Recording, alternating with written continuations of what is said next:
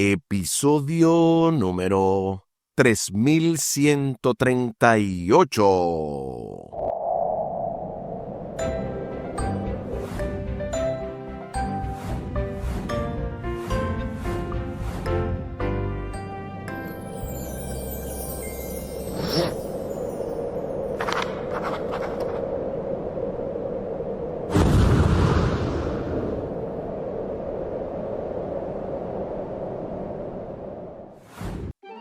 Saludos y bendiciones. Esto es Estudio Sistemático de la Biblia. Por la gracia de Dios y solo por la gracia de Dios hemos alcanzado el cierre con broche de oro de esta impactante, poderosa y súper especial lección número 10 sobre quienes ha llegado el fin, con el texto a memorizar de 1 Corintios capítulo 10, versículos 11 y 12. Estas cosas les sucedieron, por ejemplo, y fueron escritas para advertirnos a nosotros, a los que han llegado al tiempo del fin.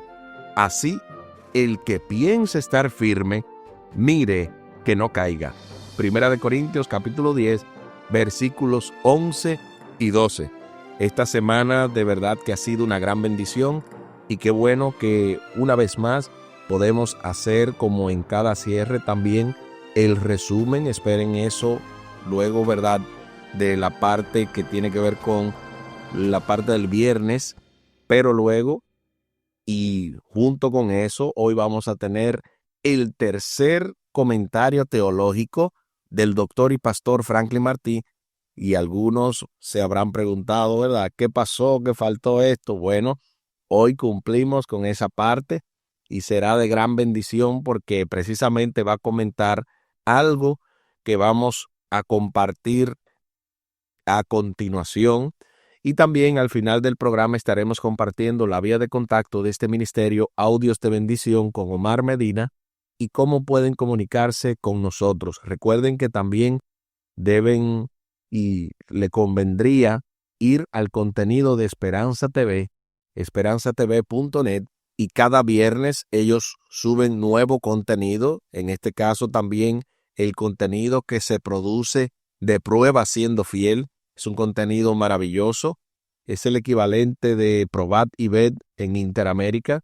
Y qué bueno que usted y yo podemos entonces acceder a esta plataforma, ver toda esa producción que incluso es cada semana, y de esa manera seguir desarrollando y seguir compartiendo todos los conocimientos y mensajes acerca de la palabra de Dios. Les invito para que hablemos con nuestro Dios en oración. Buen Dios y eterno Padre, gracias te damos por la oportunidad de estudiar tu palabra. Bendícenos, dirígenos.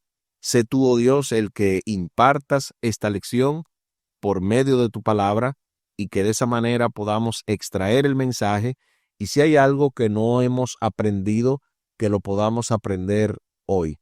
También te pedimos por cada oyente, por cada familia representada, y que juntos podamos vivir de acuerdo a lo que hemos aprendido y vamos a seguir aprendiendo de tu palabra. Favores que te pedimos y te agradecemos, junto con el perdón de nuestros pecados, en el nombre de Jesús. Amén. Amén. Como en cada cierre se hacen algunas recomendaciones, en este caso se recomienda la lectura del libro Historia de los Patriarcas y Profetas, específicamente dentro del capítulo 7, titulado El Diluvio. Repetimos, el capítulo 7, titulado El Diluvio, del libro Historia de los Patriarcas y Profetas, o Patriarcas y Profetas, también se puede encontrar por ese nombre. Y a propósito de citas, hay otra cita que se encuentra en un libro parecido, pero no es el mismo. En este caso estamos hablando del libro Profetas y Reyes. Uno es Patriarcas y Profetas, que tiene que ver precisamente, como su título lo dice, con la historia de los patriarcas desde los primeros libros de Génesis, o sea, los primeros capítulos de Génesis, hasta llegar hasta los profetas, y luego en esa transición de los profetas para los reyes, pues precisamente dentro del libro que continúa la serie del Gran Conflicto, recuerden, hay 5 libros precisamente de esto, pues este segundo libro de la serie, Profetas y Reyes, dentro del capítulo 47, titulado Josué y el ángel, hay una cita que se encuentra a continuación. Noten lo que dice esta poderosa cita. El sumo sacerdote no puede defenderse a sí mismo, ni a su pueblo de las acusaciones de Satanás. No sostiene que Israel esté libre de culpas. En sus andrajos sucios, que simbolizan los pecados del pueblo, que él lleva como representante, está delante del ángel, confesando su culpa, aunque señalando su arrepentimiento y humillación, y fiando en la misericordia de un Redentor que perdona el pecado. Con fe se aferra a las promesas de Dios. Las acusaciones de Satanás contra quienes buscan al Señor no son provocadas por el desagrado que le causen sus pecados. El carácter deficiente de ellos le causa regocijo porque sabe que solo si violan la ley de Dios, Él puede dominarlos. Sus acusaciones provienen únicamente de su enemistad hacia Cristo. Por el plan de salvación, Jesús está quebrantando el dominio de Satanás sobre la familia humana y rescatando almas de su poder. El hombre no puede por sí mismo hacer frente a estas acusaciones del enemigo. Con sus ropas manchadas de pecado, confiesa su culpabilidad ante Dios.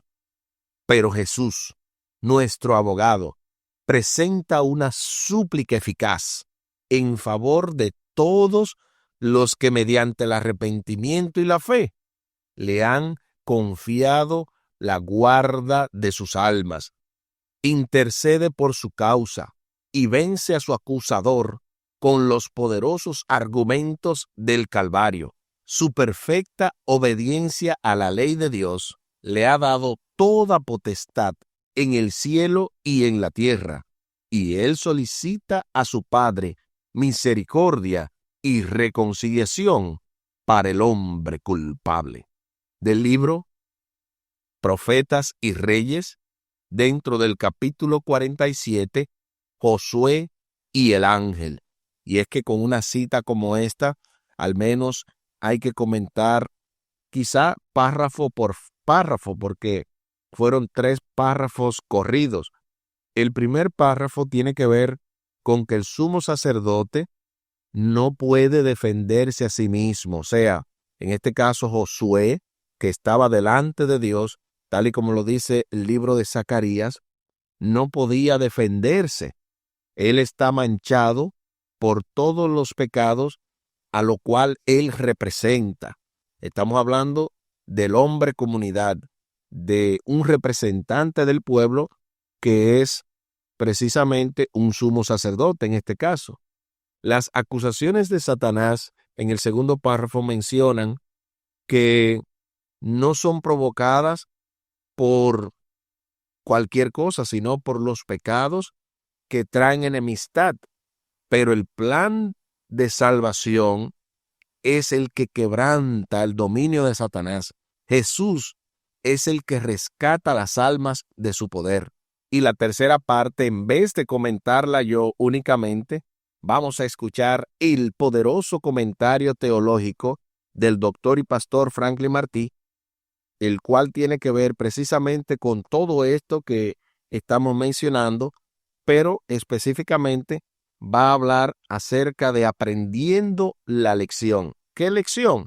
La lección que acabamos de leer en este libro, y precisamente aquí el pastor la comenta. Bienvenido, pastor y profesor.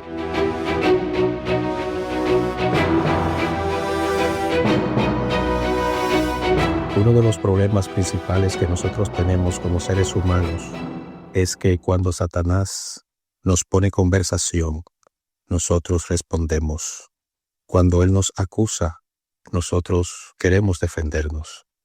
Ese fue el error que cometió Eva, cuando Satanás se acercó a ella a través de la serpiente y le empezó a hacer preguntas. Ella contestó. Ese error no lo cometió el sumo sacerdote Josué. Cuando Satanás empezó a acusarlo, Josué se quedó callado. Josué aprendió la lección. Dios vino a intervenir. Dios fue que respondió. Josué reconoció su estado caído, su pecaminosidad, su maldad. Por eso se quedó tranquilo. Nosotros no tenemos por qué responder a Satanás. Nosotros no tenemos por qué conversar con él, respondiendo a sus acusaciones. Nosotros lo que tenemos que hacer es acudir a Cristo, venir a Él, reconocer nuestra condición callados, reconocer nuestra condición confesando a Cristo. No pongamos conversación a Satanás. No respondamos sus preguntas. No nos pongamos a hacerle el juego, porque vamos a perder. Nuestro único ganador es Jesucristo. Nuestro único ser victorioso es Jesucristo. Con el único que podemos salir vencedor es con Jesucristo. Por lo tanto, acudamos a Él y dejemos que Él sea el que dé la respuesta a Satanás.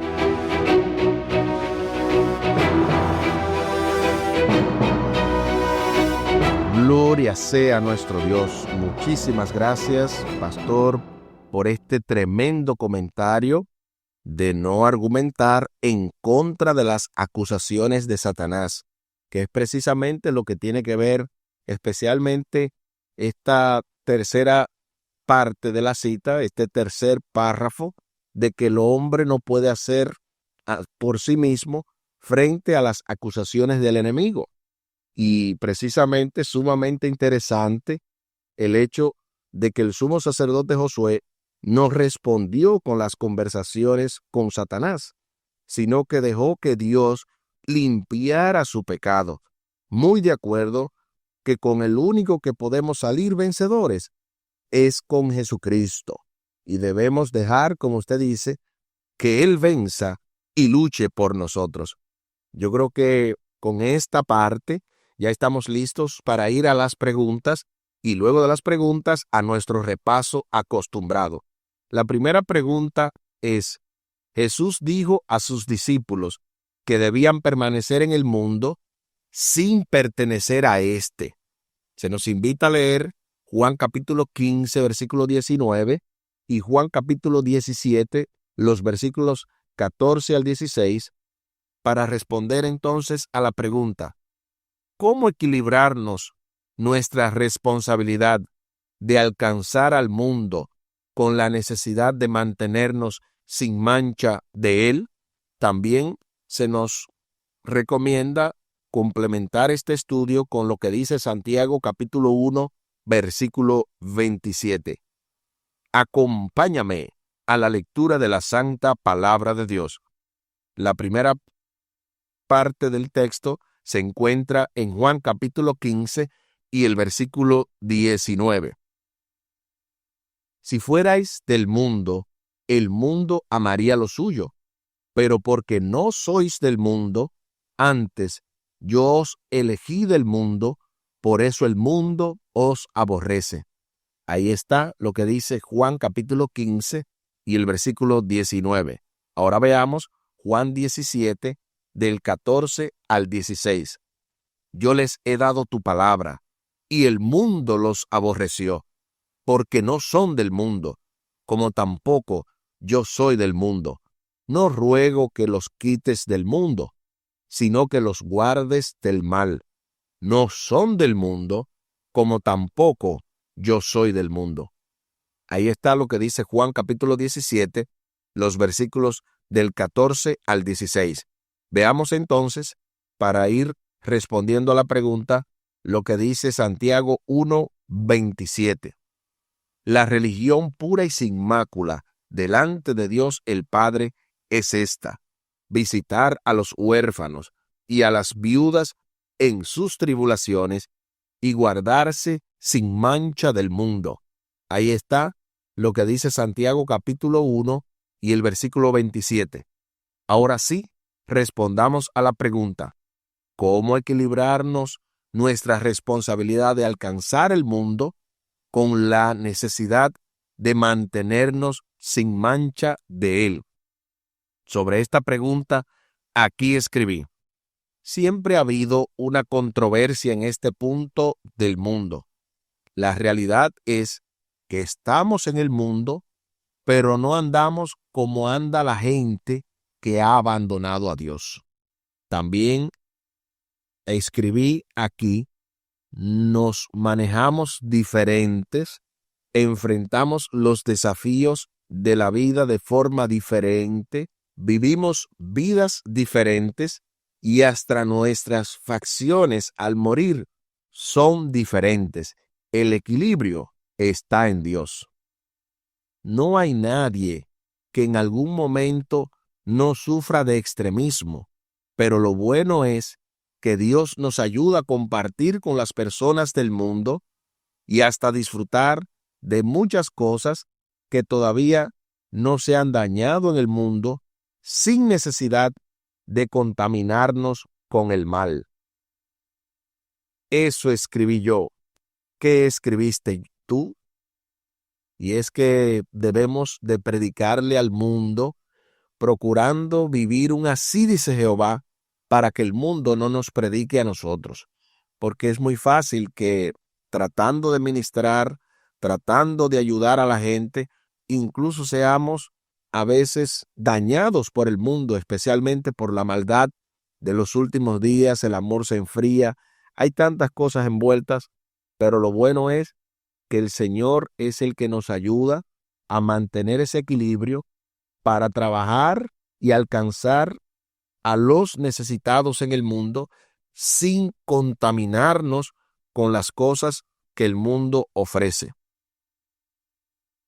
La siguiente pregunta nos dice: ¿qué nos enseña el ministerio público de Noé antes del diluvio acerca de cómo funciona el gran conflicto? ¿De qué manera desempeñamos hoy el mismo papel? Aquí escribí: debemos ser fieles a nuestro deber como la brújula al polo, aunque no hayan los resultados que otros nos quieran imponer, porque lo más importante es que Dios no espera que salvemos a todo el mundo, sino que prediquemos el mensaje y Dios se encarga del resto. Esa es nuestra respuesta, debido a que ustedes saben que mucha gente a veces espera y tiene falsas expectativas respecto al trabajo misionero que hacemos, al trabajo de la iglesia, pero esto es un asunto personal. Usted y yo necesitamos predicar el evangelio, pero no convencer a la gente, porque el que convence a la gente es el Espíritu Santo. Nuestro trabajo es echar nuestro pan sobre las aguas, porque después de mucho lo hallarás, como dice la Biblia. La siguiente pregunta: antes de consumir a los impíos con el fuego del cielo, como hizo con Sodoma, Dios los resucita y permite que Satanás trabaje con ellos por un corto tiempo, tal y como lo dice Apocalipsis 20, del 7 al 9. ¿Qué razones se te ocurren para que este sea un último paso necesario antes de que Dios termine con el mal? Sobre esta pregunta, muy interesante por cierto, aquí escribí: a la luz del universo, el pecado será eliminado, y junto con el pecado, todo aquel que se haya puesto del lado de Satanás. Por lo tanto, este tiempo previo a la tercera venida de Cristo es clave para confirmar que los que se perdieron no cambiaron de opinión, sino que persisten con su rebelión en contra de la paz y necesitan ser eliminados por completo de la faz de la tierra. Recuerden, aquí he mencionado en primer lugar que el pecado será eliminado y junto con el pecado, todo el que se haya puesto del lado de Satanás. No es un asunto que Dios desea, es un asunto que, al contrario, las personas toman su decisión, eligen estar del lado de Satanás y no de Cristo, y por lo tanto, el resultado es eliminación junto con el pecado, porque el objetivo es que el pecado no se levante dos veces. La siguiente pregunta, y luego entonces pasamos al breve repaso. Al considerar las historias que estudiamos esta semana, ¿qué advertencias encuentras para tu propia vida? ¿Qué te enseñan estas historias acerca de tu esperanza en Cristo? Aquí escribí: encuentro que ya no es tiempo de estar claudicando entre dos pensamientos. Debemos fijar postura, o somos de Dios o somos del diablo.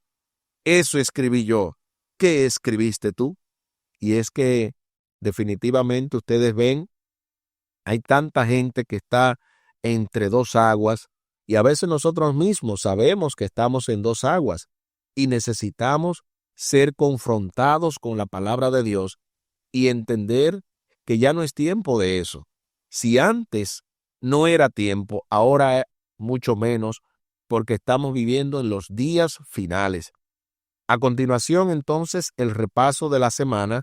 El pasado sábado domingo estuvimos viendo la ira del Cordero y Apocalipsis 6, del 12 al 17, hablaba de ese sexto sello y de cómo cada uno de los perdidos que están vivos hasta ese momento, en vez de pedir que la roca los cubra o decir, he aquí nuestro Dios, los impíos lo que dicen es que las peñas caigan sobre ellos y que lo escondan de la ira del Cordero, lo que implicaba, según mencionábamos, que ellos ya conocen, que ellos no están ajenos a esa realidad, que ellos reconocen que ahí viene el Jesús que le predicamos y ellos no quisieron aceptar. Por poner un ejemplo, en la parte del lunes estuvimos viendo la evangelización de Noé y cómo Noé tuvo éxito al salvar a su familia.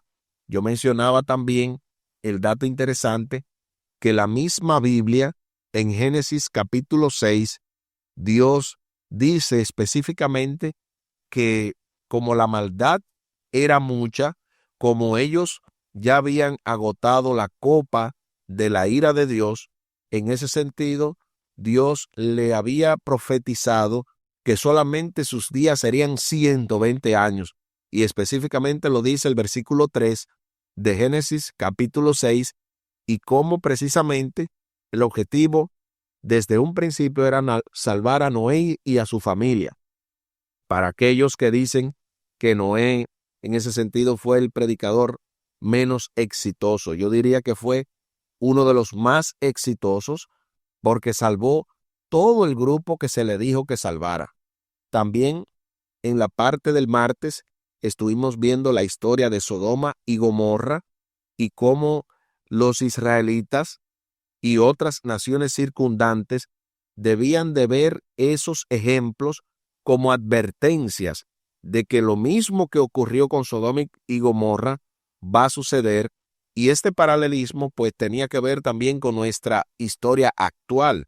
Muchas son las relaciones antinaturales, en este caso las relaciones promovidas por la comunidad LGTB, las cuales hacen daño y hacen hasta creer que no están mal, con unos argumentos terribles, y hasta hay tristemente denominaciones que están a favor de este tipo de cosas, tratando de ganar adeptos, y al final esa religión termina, o esa denominación termina diluyéndose y termina siendo una denominación con menos feligresía por estar en ese sentido apoyando lo que ya Dios ha condenado y lo que finalmente será parte de la causa por la que las personas van a recibir en este sentido el castigo de Sodoma y Gomorra. En la parte del miércoles estuvimos viendo el juez de toda la tierra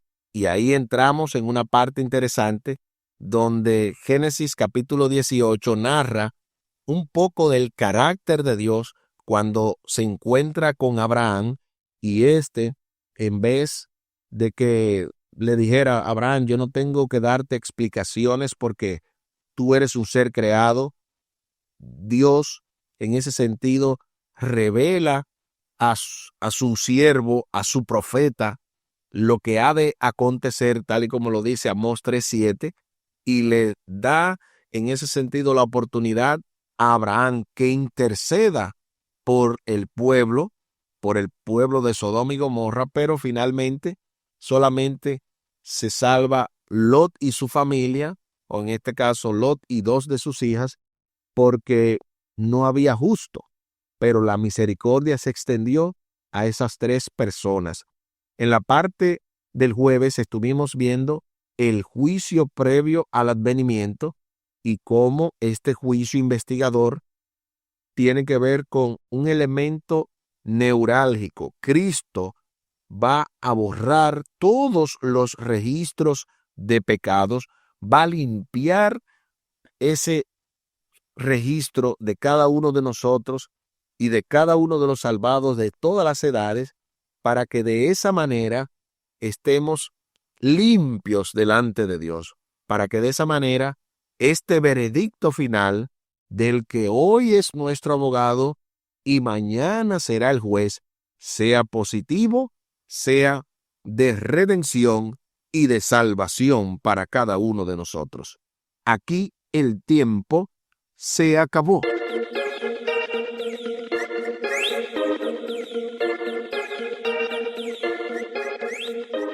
¿Qué hemos aprendido en esta semana?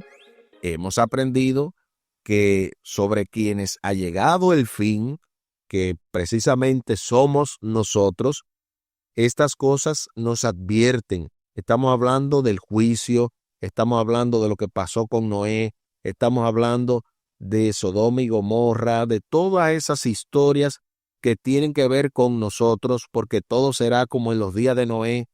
O sea, todo está diciendo a una voz que necesitamos prepararnos, dejar atrás, yo diría, una vida ambivalente, una vida de aquí y allá y como que no estamos en ningún sitio, ni nos gozamos el mundo, entre comillas, porque el mundo no se goza, el mundo solamente se goza en el momento que se hace lo que está haciendo incorrecto, pero a veces hasta ni en ese momento.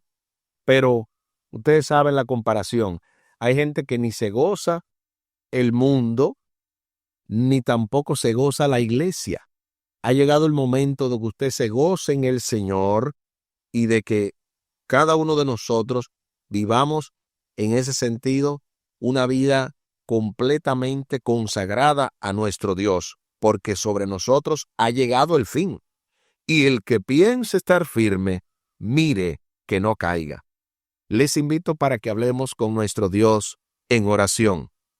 Buen Dios y eterno Padre, gracias te damos por la oportunidad de estudiar tu palabra. Bendícenos, dirígenos, ayúdanos, oh Dios, para poder vivir todo esto que hemos aprendido, para que esto no sea una teoría más, sino que podamos practicar ardientemente estas enseñanzas. Que tú nos ayudes, oh Dios, para que de esa manera podamos exaltar tu nombre y alertar al mundo del fin que ha de venir, especialmente que nuestra familia, que nuestros compañeros de trabajo encuentren en nosotros un testimonio vivo y que juntos a nuestros hermanos en Cristo, juntos a aquellos que ya han tomado la decisión de prepararse para irnos contigo a la Canaán celestial, juntos podamos estar listos cuando tú vengas en gloria. Favores que te pedimos y te agradecemos por los méritos sagrados de Cristo Jesús. Amén. Amén. Espere con la ayuda de nuestro Dios para la próxima semana, la lección número 11, Ruth y Esther. Recuerden que ya en esa semana contaremos con la participación de nuestro hermano Omar Medina y de su asesor teológico, Humberto Méndez. Luego Su servidor, junto con el pastor Franklin Martí, estaremos en la lección número 12, Precursores, que sería la última lección de parte nuestra del trimestre, porque ya la siguiente estaría nuestro hermano Omar nuevamente, la lección número 13, Imágenes del fin, cerrando con broche de oro de esa manera este segundo trimestre del año para abril, mayo y junio, alusiones, imágenes y símbolos. Cómo estudiar la profecía bíblica. Esta semana hemos estado abordando la lección número 10 sobre quienes ha llegado el fin, con el texto a memorizar de 1 Corintios capítulo 10, versículos 11 y 12. Estas cosas le sucedieron, por ejemplo, y fueron escritas para advertirnos a nosotros, a los que han llegado al fin del tiempo. Así, el que piense estar firme, mire que no caiga. 1 Corintios capítulo 10, versículos 11 y 12. Y así como lo habíamos mencionado al principio del programa, compartimos la vía de contacto de este ministerio, Audios de Bendición con Omar Medina. Lo pueden hacer vía WhatsApp al 484-838-8989. Una vez más, repetimos, vía WhatsApp 484-838-8989. Si también se desean comunicar con su servidor, lo pueden hacer también vía WhatsApp al 484-599-2831. Repetimos, 484-599-2831. Muchísimas gracias por la fina gentileza de la atención dispensada. Estuvo con ustedes Tomás Polanco. Un día más para la esperanza, un día menos para el dolor. Que Dios les bendiga. Ánimo contra el miedo. Hay amor y paz en Cristo Jesús.